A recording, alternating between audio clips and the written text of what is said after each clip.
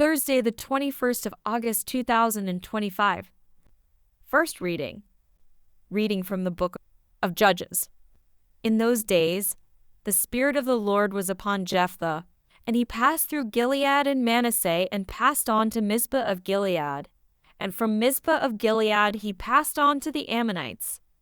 And Jephthah made a vow to the Lord and said, "If you will give the Ammonites into my hand, then whatever comes out from the doors of my house to meet me when I return in peace from the Ammonites shall be the Lord's, and I will offer it up for a burnt offering." So Jephthah crossed over to the Ammonites to fight against them, and the Lord gave them into his hand. And he struck them from Aroer to the neighbourhood of Minnith, 20 cities, and as far as Abel-keramim, with a great blow. So the Ammonites were subdued before the people of Israel.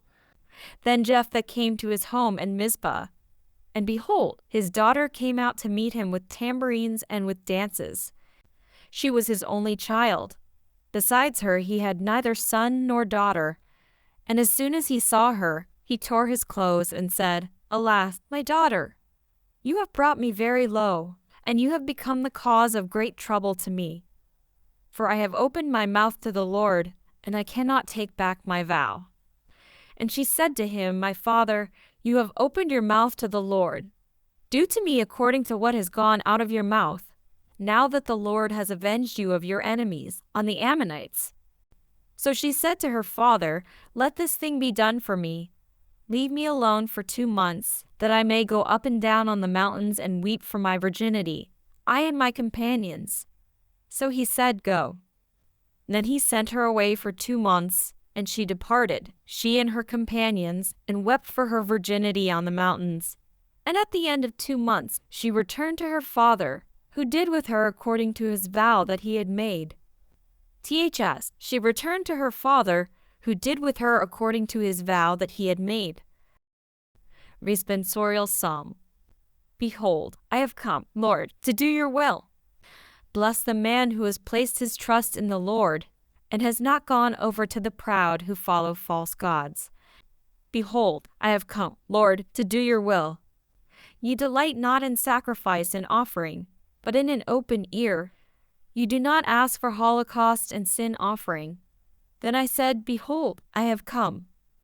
Behold, I have come, Lord, to do your will." In the scroll of the book it stands written of me, "I delight to do your will, O my God.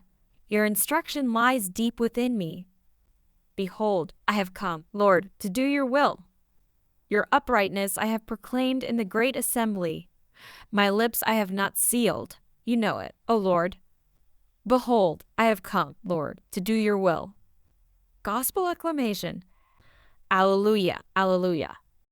Harden not your hearts today, but listen to the voice of the Lord. Alleluia. Gospel. Reading from the book of Matthew. At that time, Jesus again spoke to the chief priests and the elders of the people in parables, saying, "The kingdom of heaven may be compared to a king who gave a wedding feast for his son, and sent his servants to call those who were invited to the wedding feast, but they would not come.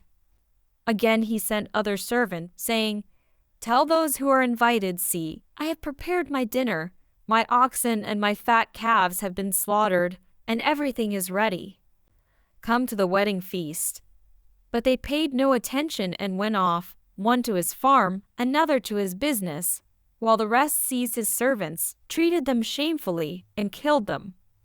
The king was angry, and he sent his troops and destroyed those murderers and burned their city.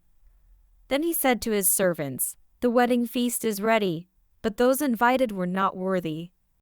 Go therefore to the main roads and invite to the wedding feast as many as you find.' And those servants went out into the roads and gathered all whom they found, both bad and good. So the wedding hall was filled with guests. But when the king came in to look at the guests, he saw there a man who had no wedding garment, and he said to him, 'Friend, how did you get in here without a wedding garment?' And he was speechless.